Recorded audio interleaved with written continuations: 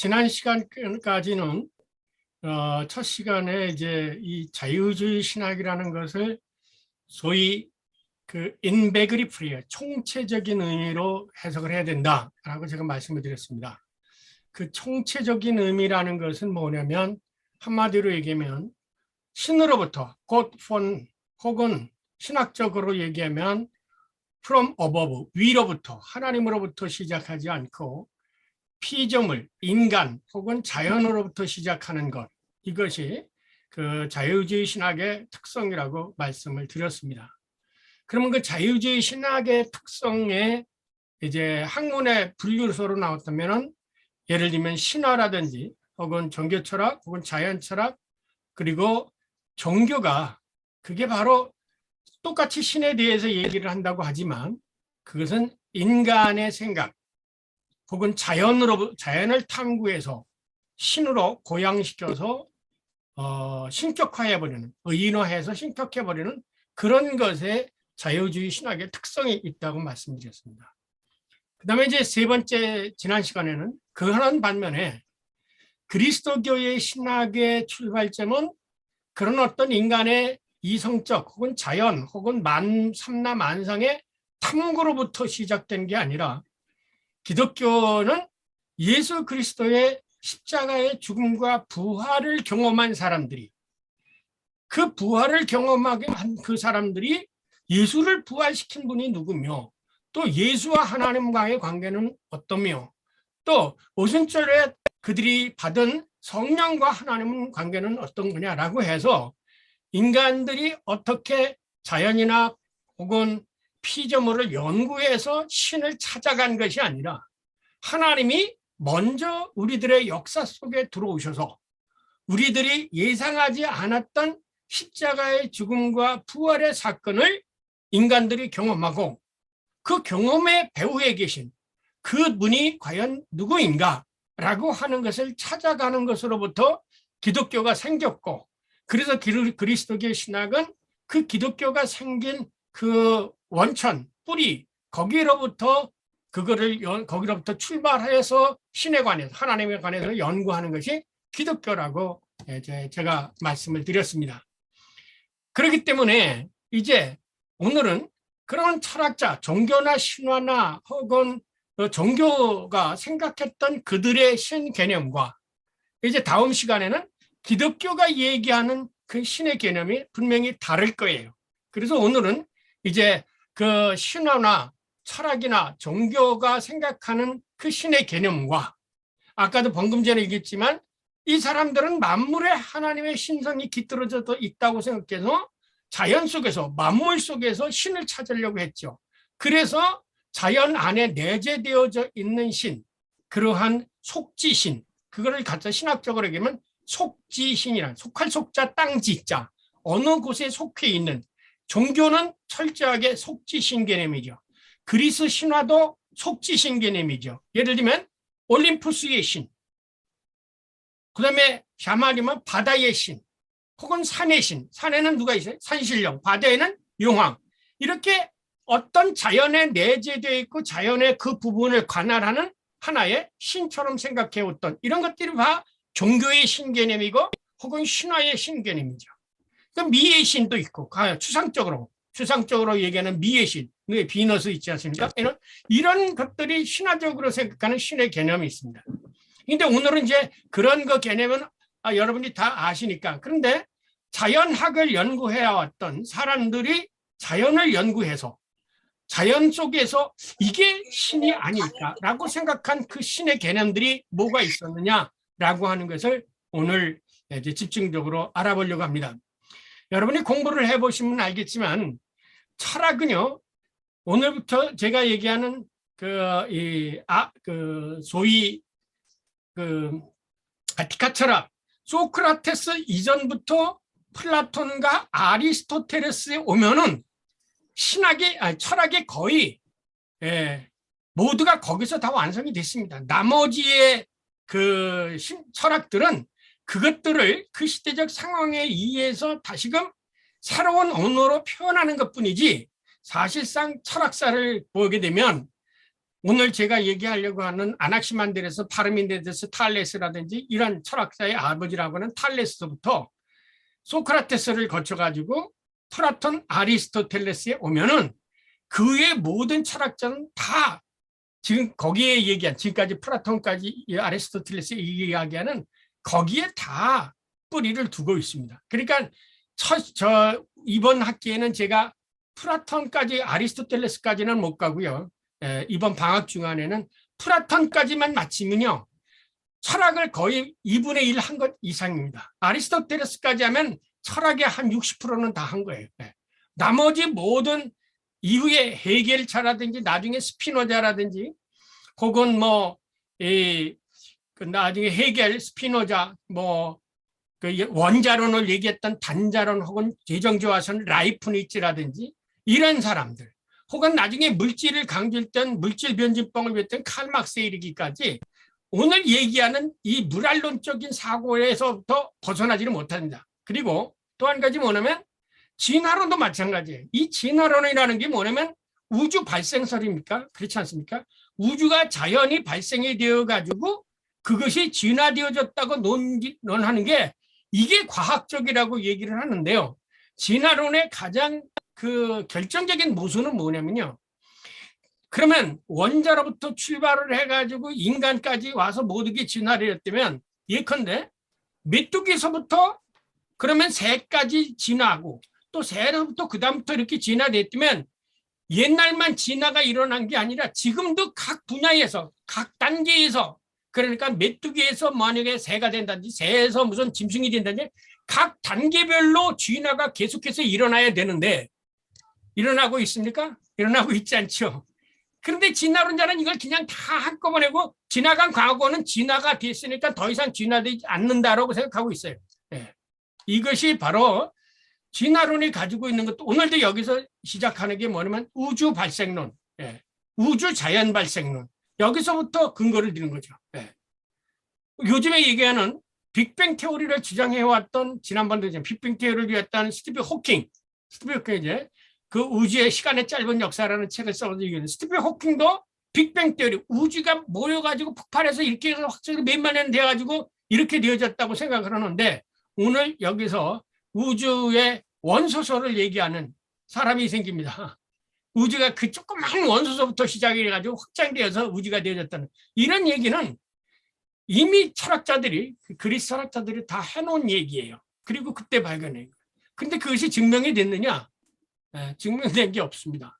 그래서 이제 오늘은 이 신화적인 신개념, 그 다음에 세 가지로 분을 물활렁적인 신개념, 그 다음에 형이상학적이고 철학적인 신개념, 이 세 가지 신개념을 소개하면 이 사람들이 생각해왔던 것이 오늘날 현대에 와서 혹은 근대에 와서 어떻게 이해되냐. 예를 들면 오늘도 얘기했지만 존재와 사고를 하나로 봤던 사람이 여기 나오거든요. 존재와 사고를 하나로 봤던. 그것은 뭐야? 데카르트에 와서 거기 또 에르고 숨이라는 말로 다시금 재현되는 거예요. 거기 또 나는 생각한다. 에르고 그러므로 숨 나는 존재한다. 그래서 사고와 존재는 일치한다. 이 개념을 데카르트가 굉장히 계몽주의 사상으로 앞장서서 얘기한 것 같지만 이미 이 소크라테스 이전에 철학자들이 존재와 사고는 하나다 이렇게 얘기한 거예요. 네. 그리고 만물은 하나. 이게 스피노자가 데우스 이베 나투라 데우스 신은 곧 자연이다 만물이다 이렇게 얘기한 것은 여기 물활론적 신학자들 물활론적 철학자들이 일자가 다자고 만물이 신이다 이렇게 얘기하는 거하고 똑같은 거죠. 그래서 오늘 여기서 얘기되어지는 이거를 정확하게 파악을 하게 되면 앞으로 그 다음 철학사를 읽으면 다 그 사고들이 새롭게 되살아납니다. 그걸 보면서 성경에 이런 말이 있죠. 해 아래 새 것은 없나니 다 예전에 있던 것이 또 다시 있고 지금 있던 것이 또 후에 있을 거라고 얘기한 것처럼 이미 플라톤과 아리스토텔레스까지의 철학이 이후의 모든 철학의 요소들을 다 이야기하고 있고 진화론이라고 새롭게 얘기하는 것도 바로 여기서 다 얘기하고 있구나라는 것을 오늘 발견하시게 될 것입니다. 자, 먼저 신화적 신개념입니다. 여러분이 잘 알듯이 최초의 신개념은 오르페우스 학파의 신화적 신개념부터 시작을 합니다. 여기서는 뭐냐면 신화는 세계와 생명, 지난 시간에 신과 인간들의 기운을 설명하는 일종의 사회적 민속 신앙이었다. 예컨대 호메루스와 헤시오도스 신화 속에 이제 뭐가 나타나냐면 우주 발생설이라는 게 나타납니다. 그 신화에 의하면 모든 만물의 생성의 원은 바다의 신, 오케아노스와 물의 신 테니스, 이 두 개에서 이 신이, 그러니까 바다의 신이 모든 것을 만들어냈다 이거예요. 그래서 모든 만물의 근원은 이 물이다 이렇게 생각했어요. 그래서 이 카오스, 혼돈, 에테르, 연기, 그리고 심지어는 에로스까지도 다 물에서 생겼다 얘기를 하죠. 그런데 참 묘한 거는요, 성경에 보면 물이 나오죠. 수면에 뭐가요? 하나님의 영이, 연기가 운행하시니라, 그런 얘기가 나옵니다. 그런데 이때 오르페우스나 이 사람들이 살았던 시대는 바벨론 포로 전후경이에요. 그러니까 그리스로서. 그래서 BC 5, 6세기에 인류 사상의 가장 기본적인 것들이 사실상 다 생성된 게 바로 곧 BC 5, 6세기경이에요. 그래서 이 오르페우스 교수단들은 창세기에 있는 것처럼 흑암 위에 혼돈, 그 혼돈 위에 연기가 있었다라는 그 표현처럼 이것을 성경에서 따왔는지 아닌지 모르겠지만 어쨌든 이 헤시오도스 신화 속에 혼돈과 에테르, 연기, 그래서 에로스, 이 에로스 성적 욕구까지도 물에서 생성되었다라고 해서 만물의 근원을 물로 봤어요. 그러니까 뭐냐면 이 자연 신화라든가 자연 철학자들은 이 하나님이 창조한 게 아니라 이 물질로부터 모든 것, 우주 만물이 생성되었다라는 거예요. 여기에다가 시간을 플러스 시키면 뭐가 되죠? 진화론이 되죠. 우주가 자연스럽게 물에서 생겼건 혹은 뭐 원소에서 생겼건 무엇도 생겼건 자연스럽게 발생해서 그것이 변화하고 혼합되고 해서 새로운 것들을 생성해내고 변화된다. 이것을 얘기한 거지. 그래서 다윈의 진화론은요, 이미 이때부터 이 근본적인 뿌리, 그 근본 프레임은 다 이때 나온 거예요. 특별히 이 호메로스와 헤시도스 신화에 의하면 우주 발생의 근원은 뭐냐 구체적으로 하면은 이 그때의 신화의 신을 뭐라고 얘기하냐면 디오니시오스라고 했어요. 이거 들어보셨죠? 디오니시오스. 이 디오니시오스는 뭐냐면 포도주의 신이에요. 술의 신이에요. 그래서 이 사람들이 그 오르페우스 교들은 이 술을 먹고 춤을 추며 피를 흘리고 하면서 신과의 합의를 강조하는 황홀경에 들어갈 때 하나님과 신과 자기들이 하나가 된다 이렇게 생각했어요. 그러니까 벌써 여기에 뭐냐면 금욕주의, 신비주의, 그 피안에 대한 희망, 요 사고가 이미 오르페우스 교회에 나타나기 시작한 거예요. 황홀경, 엑스타시. 오늘 지금 이 엑스타시라는 건 뭘로 아시죠? 황홀이 뭐냐면 신비주의예요. 신과의 합의를 이룬다는 거예요. 합의를 이룬다는 거예요. 그래서 전에 얘기했잖아요. 제가 자유주의의 뿌리가 뭐냐? 올라가면 경건주의, 더 올라가면 신비주의라고 얘기했던 것처럼 하나님의 기독교는 철저하게 예수 그리스도라고 하는 중재자가 있고 예언자라는 건 중재자가 있고 목사라는 중재자가 있는데 이 오르페우스의 교회는 그 교단들은 신과 황홀경의 신일의 합의를 이루어가는 거예요. 그래서 이 신비주의적인 사고가 뭐가 되어 그랬어요? 이것이 바로 지금도 전에도 얘기했지만 퀘커교들이 아직도 신비주의는 신과 합의를 관계를 이룬다는 거예요. 그래서 이제 이 사람들이 만들어냈던 게 뭐냐면 영혼의 윤회설이에요. 영혼이 있다. 그 영혼의 윤회설은 뭐냐면 영혼 혹은 정신은 다른 세계에서 생성되어 죄로 인하여 이 세상에 쫓겨나 육체에 얽매이게 되었다. 따라서 영혼 곧 정신은 정화하여 육체의 감옥에서 벗어날 때까지 끊임없이 이 육체에서 저 육체로 떠돌아가는 윤회를 한다는 거예요. 여러분 윤회설이 불교에서 생긴 게 아니에요. 고대 그리스 철학에서 생겼고 이 영혼 윤회설을 피타고라스, 오르페우스께서부터 영혼 융합 해설과 영혼 불멸 해설을 강조하기 시작한 거예요. 이것을 정착시킨 게 플라톤이죠. 네. 그러니까 우리가 생각하기에 영혼 불멸 해설을 사고를 가지고, 지난해 신현아 목사님이 질문한 것처럼 영혼 불멸 해설을 가지고 있다고 생각한다면 예수가 죽었다는 얘기를 생각할 수 못해요. 신이 어떻게 죽을 수 있느냐 이런 생각이에요. 영혼이 어떻게 죽을 수 있냐 이렇게 대표하는 거죠. 네. 그리고 오르페우스의 학파는 우주 발성론에 의하면 태초에 공허하고 깊은 시면이 혼돈 가운데, 흑암의 깊은 가운데 있었다. 그 흑암에서 알이 생기고 그 아래 날개가 달린 에로스가 생성되었다. 이 에로스는 깊은 신원과 짝을 맺어 하늘과 바다와 땅, 죽지 않는 신들의 종종을 만들었다. 이게 비슷한 게 어디에? 바벨론 창조 신화에 나오는 소위 말둑 신화제. 말둑이 티아맛을 해가지고 그걸 잘라가지고 위아래로 만들어서 하나는 하늘에 하나는 땅으로 만들었다. 이런 거예요. 이런 거를 보면은 인간들이 생각해내왔던 어떤 대동소이한 그런 우주 발생론, 신화론적인 요소가 바벨론이나 그리스에게도 있었다는 거예요. 이거와 전혀 다르죠. 기독교는요. 네. 그래서 이 용, 근데 참 묘한 거는요, 서양인이나 이 도영양이나 이 세상의 권세를 다 뭘로 표현하면 용으로 표현해요. 이게 뭐냐면 사탄의 권세를 용으로 표현해요. 네. 성경에도 나오지만 용, 이 용으로 해가지고 이 세상의 이 모든 것을 지배하는 것을 용 혹은 시간 혹은 운명의 신이죠. 시간의 신이라는 건. 네. 그래 이렇게 해서 생각한 것이 뭐냐면 그 신화, 오르페우스 신화에서 나온 그 학파들, 그 신화적 개념이에요. 이 신화적 개념의 특성은 우주 발생성, 영혼 윤회설, 신비주의, 황홀경, 윤회사상 이거죠. 그래서 기독교의 부활을 얘기할 때 항상 논쟁이 되는 게 뭐냐면 영혼 불멸이냐 죽은 자의 부활이냐 이거를 따졌어요. 그래서 오스카 쿨만이나 많은 그래도 오스카 쿨만도 그렇고 많은 신학자들이 아직도 이 영혼 불멸, 영혼의 윤회와 예수 그리스도의 십자가의 죽음과 부활에 대한 그 차이를 정확하게 설명을 못하고 있습니다. 그래서 제가 이번에 내는 책, 이 교회 예수의 부활 교회의 반석이라는 책 속에서 이 영혼의 윤회와 불멸과 죽은 자의 부활이 뭐가 다르냐라는 것을 거기에 논문으로 거기에 써놓았습니다. 네.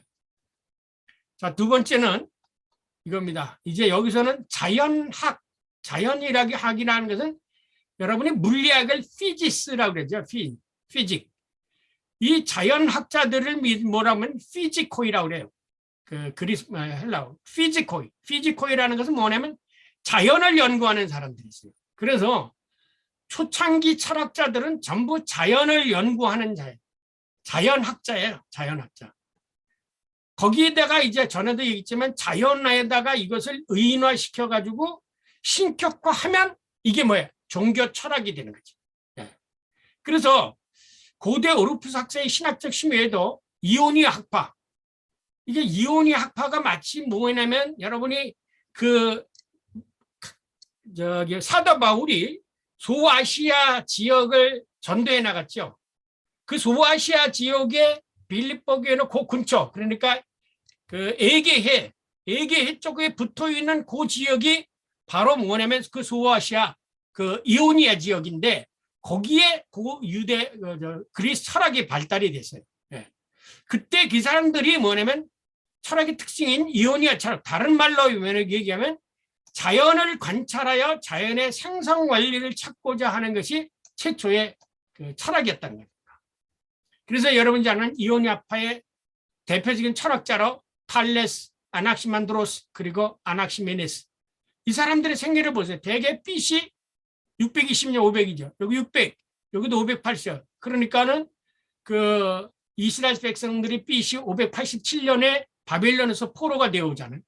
그러니까 이미 포로되어 오기 전에 그리스에서는 이러한 신화적인 신개념이 형성이 되어졌고 또 그 바벨론에도 신화적인 신개념이 졌는데 와가지고 피문서가 형성이죠. 그 피문서가 형성되어져 가지고 그 피문서가 창세기 1장서부터 2장 4절까지 창조론이 돼 있죠.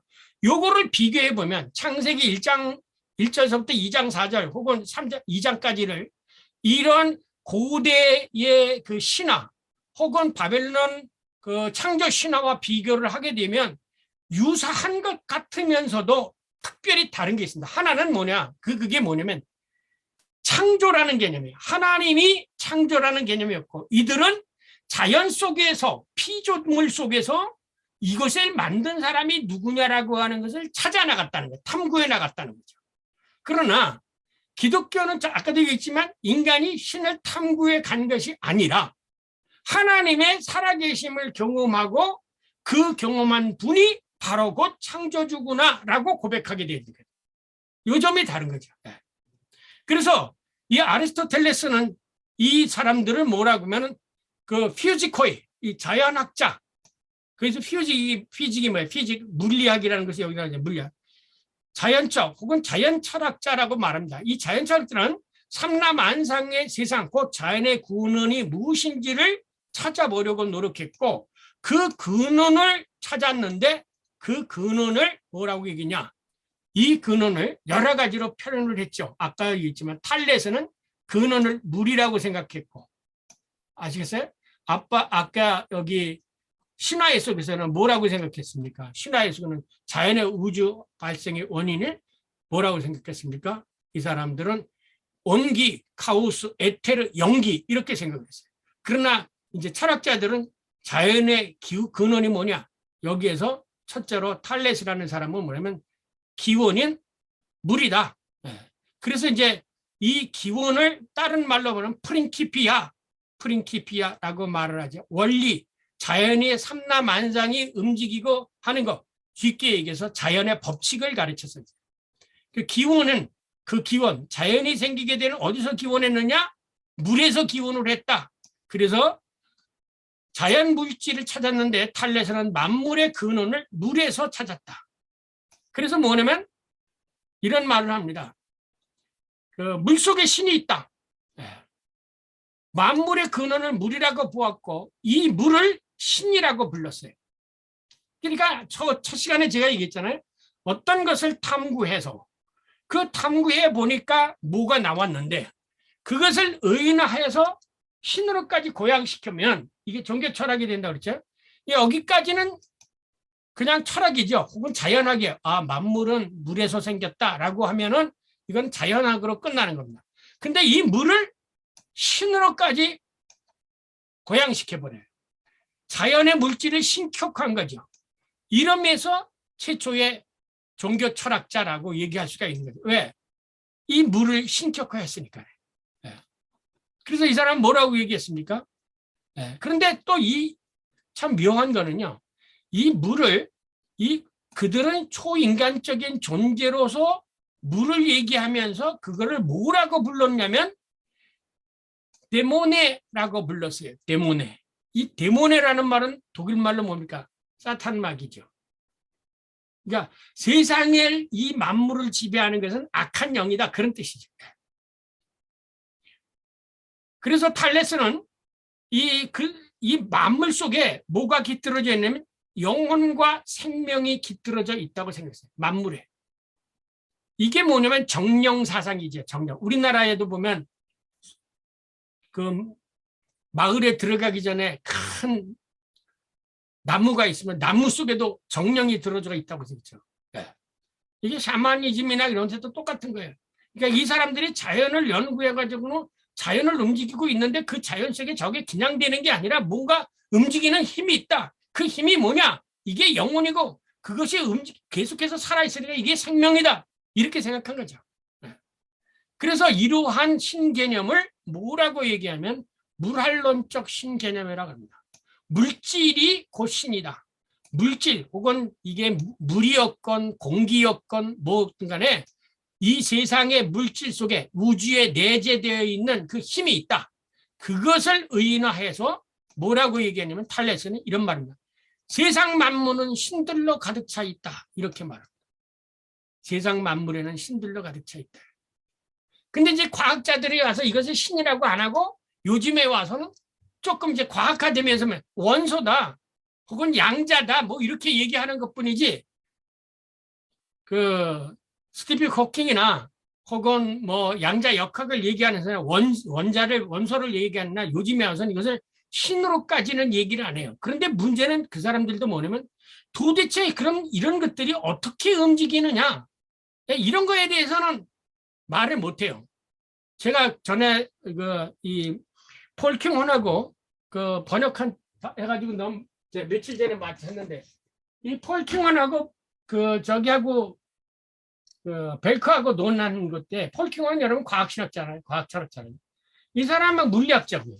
이 사람도 논쟁을 하면서 하나님에 대해 특히 성령에 대해서 얘기할 때 이게 만물에 깃들어져 있는 영혼과 우리가 받았다는 성령과 똑같은 영 스피리츠라는 것을 쓰는데 이게 뭐가 다르냐에 대해서는 결국은 그 사람도 모른다라는 결론이에요. 모른다. 그런데 기독교는 분명히 이것을 규정하지 않습니까? 이거는 하나님의 영이다. 그런데 이 영은 이 철학자들이 얘기해서 만물 안에 있는 어떤 에테르 혹은 영기 혹은 신적 기운 뭐 이런 거하고는 다르죠. 영이 인격성을 갖는다라는 것. 이게 바로 기독교하고 다른 거죠. 이 만물을 찾아보는 거죠. 그래서 헤라크리투스는 만물을 흐른다. 그래가지고 그러면 이 만물을 움직이고 하는 그게 뭐냐? 이 만물을 움직이고 다시금 원위치로 들어오게 오는 거 이것을 뭐라 그러면은 이 사람들은 물이라고 생각했죠. 여기서 그래서 만물은 흐른다. 그런데 그의 제자인 그 밀레톡 학파의 아낙시만드의 제자인 아낙시멘에서는 앞에서는 만물의 근원을 물이라고 봤죠. 이 사람은 공기라고 본 거예요. 공기. 왜?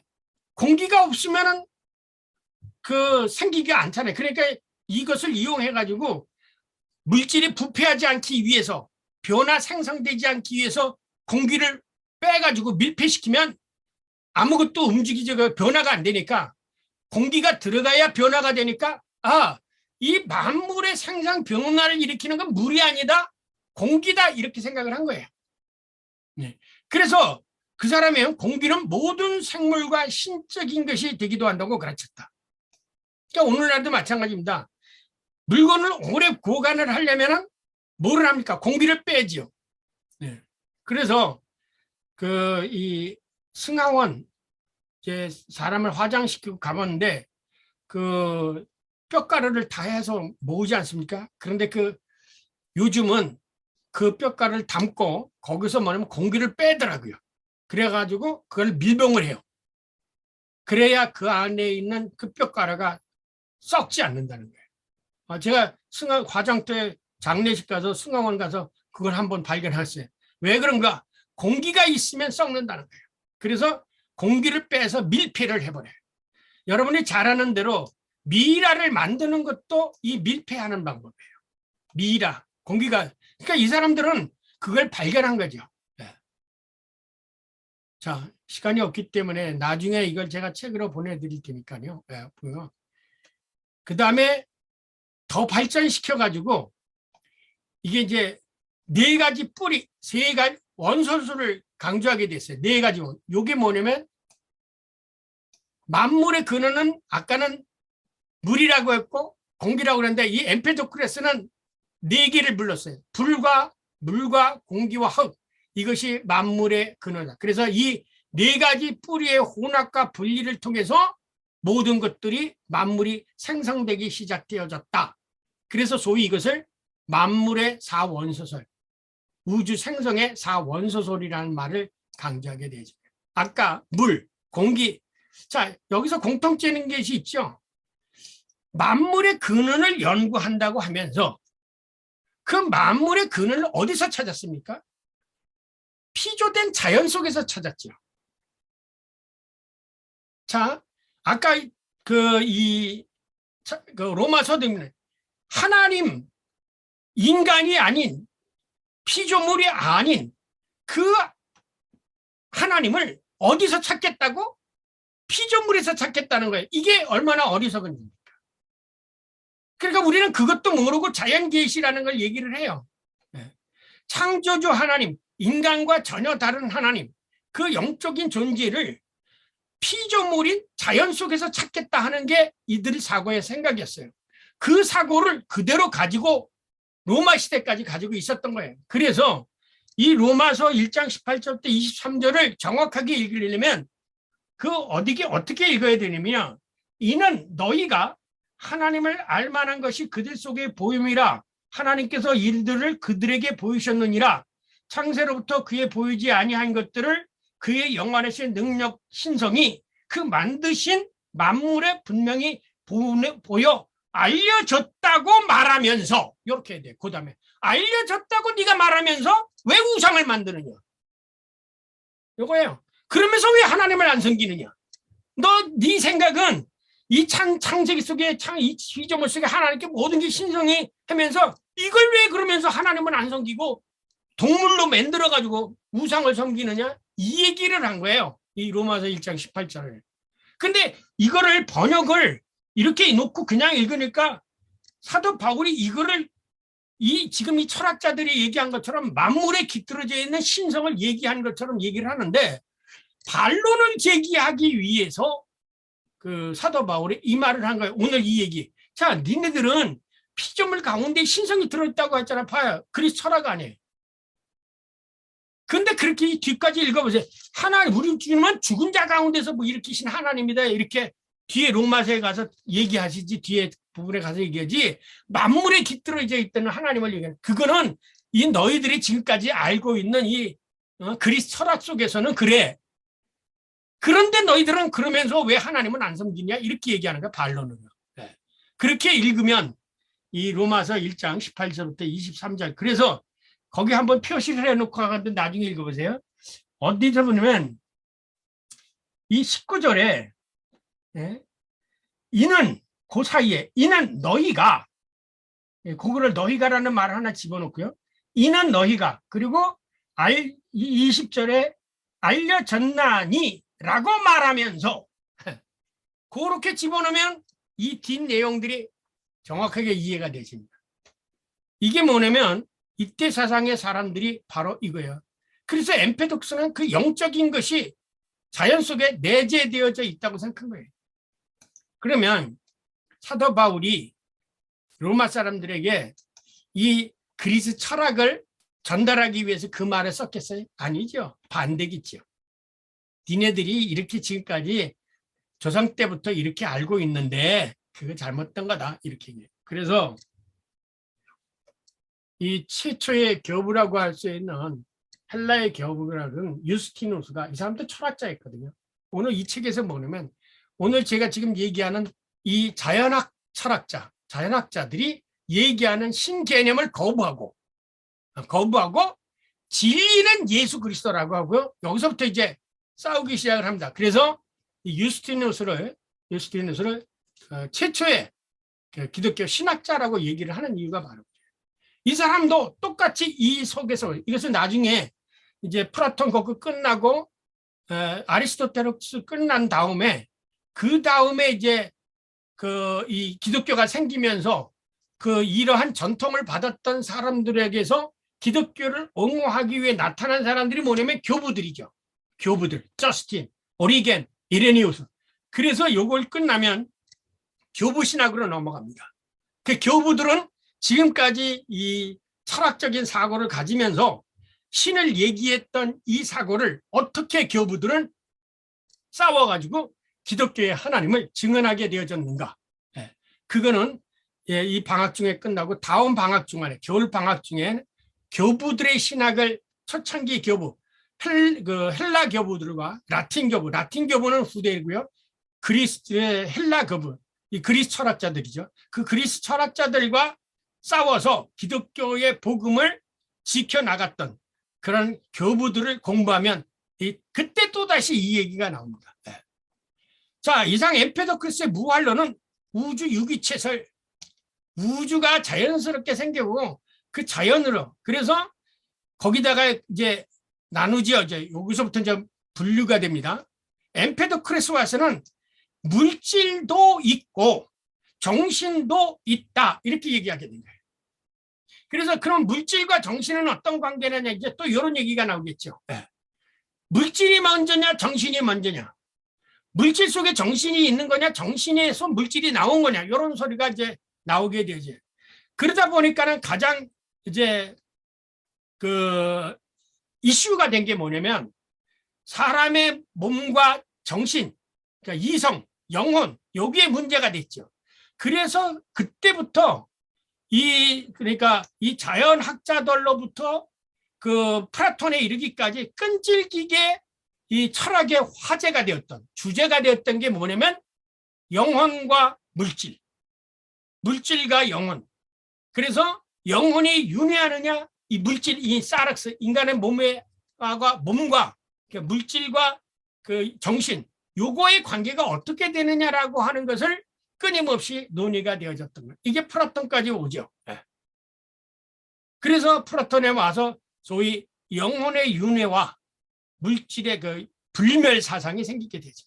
근데 아직도 사람들은 영혼 불멸과 윤회를 지금까지도 묻고 있죠. 그러니까는 그것을 끝까지 끌고 나온 게 어디까지냐면 그 로마 중세까지예요.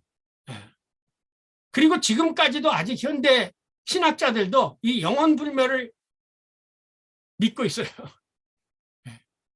그러니까 뭐냐면은 어떻게 생각하냐면 이 사람이 죽으면 연옥에도 가고 죽음의 세계에서 또 있고 그럼 뭐가 사느냐, 물질이 없으니까 이제 영혼이 산다 이렇게 생각을 하고 있는 거죠. 그래서 이 문제는 끝까지 계속되죠. 그래서 그렇게 되니까 이제 기독교 신학에서는 죽은 자가 부활할 때 영혼이 죽지 않고 다시 부활하는, 왜냐하면 중세까지만 하더라도요, 칼빈도 예수가 죽었을 때는 그 영혼은 안 내려가고 지옥에 안 가고 그 음부에 안 내려가고 그때 영혼이 빠져나갔다 이렇게 얘기한 거예요. 영혼과 이거를 같이 놓고 보질 않았어요. 그러다 보니까는 이 성만찬 논쟁에서도 칼빈은 이 영이 하는 거지 몸이 같이 거기 있다고 생각하지 않은 거죠. 공지에서를 주장하지 않았어요. 칼빈은 뭐냐면 성령 임재서를 주장합니다. 그러니까 이게 물질과 정신이 어떻게 관계되어서 같이 있느냐라고 하는 문제가 이 철학자들에 대한 문제뿐만 아니라 신학에서의 문제예요. 그런데 제가 쓴 이제 책에는 영혼육 전인의 죽음과 영혼육 전인의 부활을, 저는 이제 성경은 영혼육 전인의 부활과 영혼육 전인의 죽음을 얘기해요. 이게 성경이 다른 거예요. 그래서 철학을 얘기하다 보면 하나님의 역사를 얘기하지 않고는 철학은 영원히 문제가 해결이 안 돼요. 영원히 문제가 해결이 안 돼요. 이게 철학이 가지고 있는 한계점이에요. 그래서 옛날에는 신학이 학문의 아버지다라고, 여왕이다라고 얘기한 것은 철학을 공부하다가 보면 신의 존재를 인정하지 않으면 해결이 안 돼요. 그래서 결국은 종교 철학으로 가버리는 거죠. 그래서 여러분이 잘 아는 이제 아낙사고라스는 소위 이제 철학 개론에서 들었지. 그 스페르마타라는 씨앗 이론. 그러니까 예를 들면 그 콩나물 그 고추 하나를 땅에 심었는데 그 형태는 아직 모르지만 그 씨앗이 자라서 그 고추 나무도 되고 고추도 열리고 그렇게 되어진다. 마찬가지로 이 만물이 생기기 전에는 이 스페르마타, 이 모든 것을 형성할 수 있는 그 씨앗이 있었는데 그 씨앗이 변화 생성 별자를 해가지고 이 만물이 생겼다. 그랬더니 그게 씨앗이 아니야, 그게 원자다 이렇게 얘기하게 되었죠. 원자다. 그러니까 아리스토텔은 그것을 왜 동질소라고 했어요. 호모이메레, 동질소다, 동등한 질을 가진 요소다 이렇게 해서 이때부터 벌써 뭐가 납니까? 원자설이 나오죠. 원자설.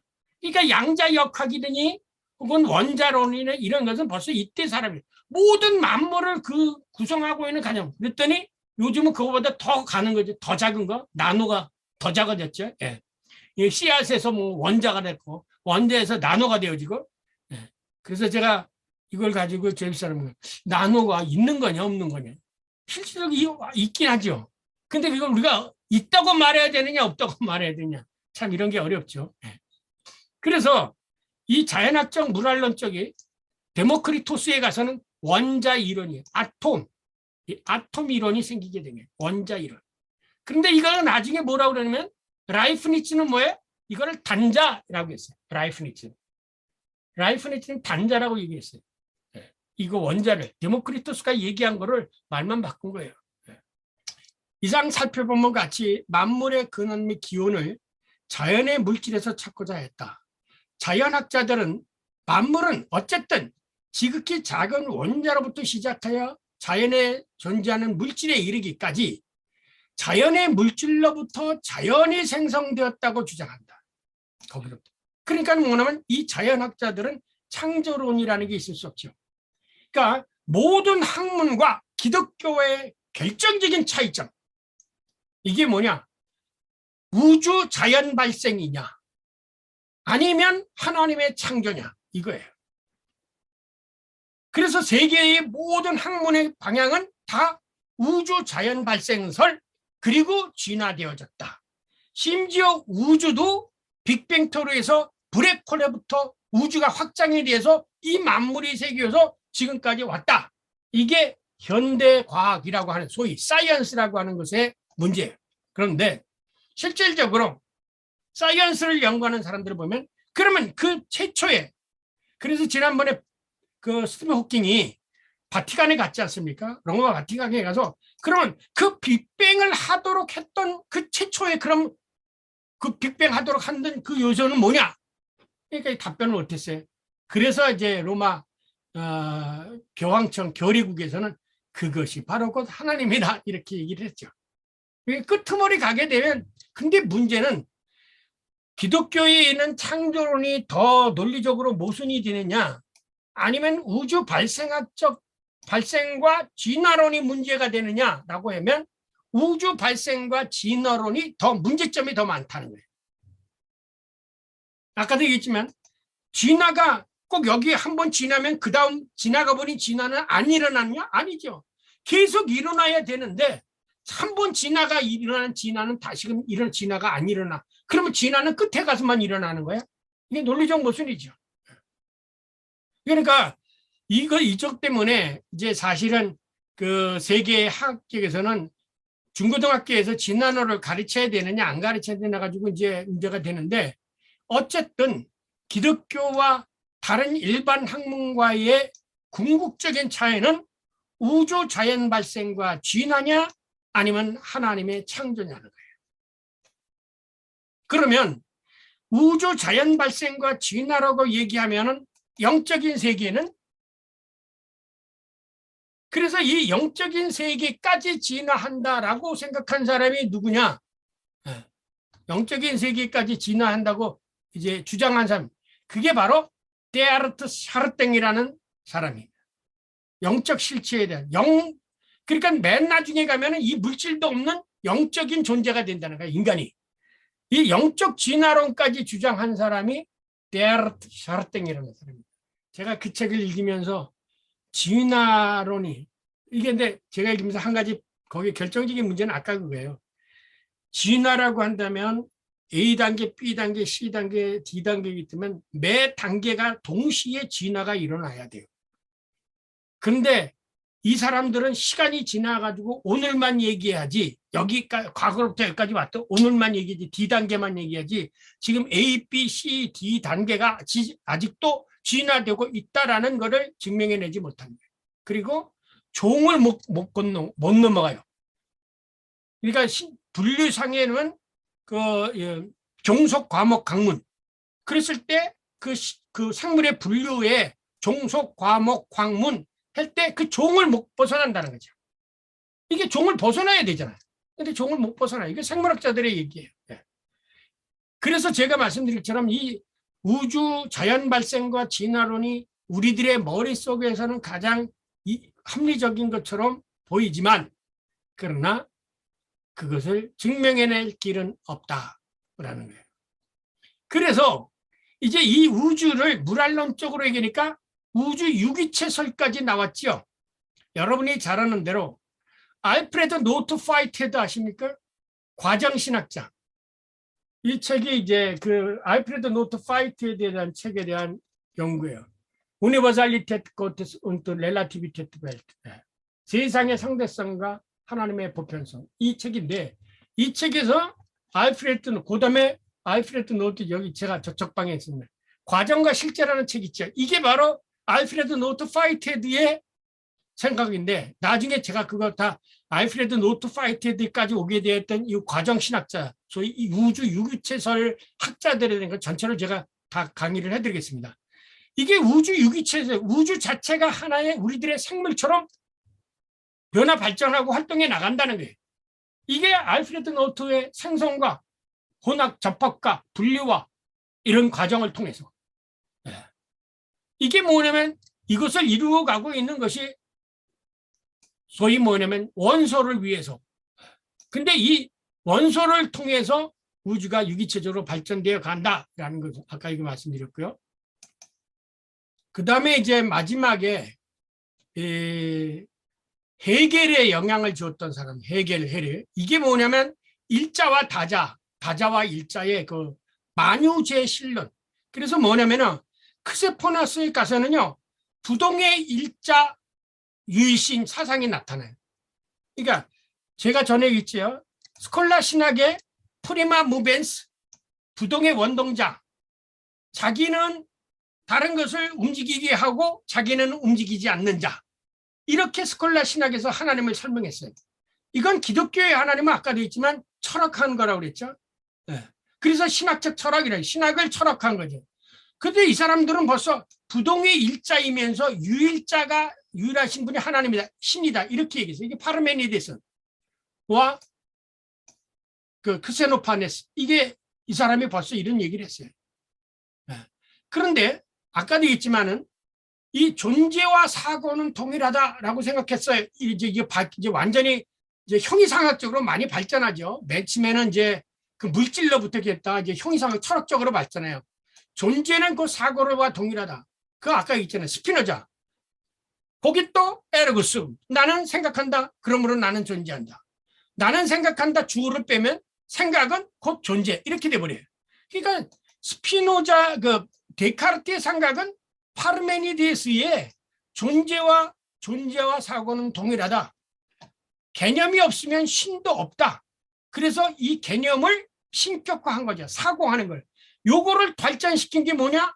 이게 헤겔의 정신으로서의 하나님 이거예요.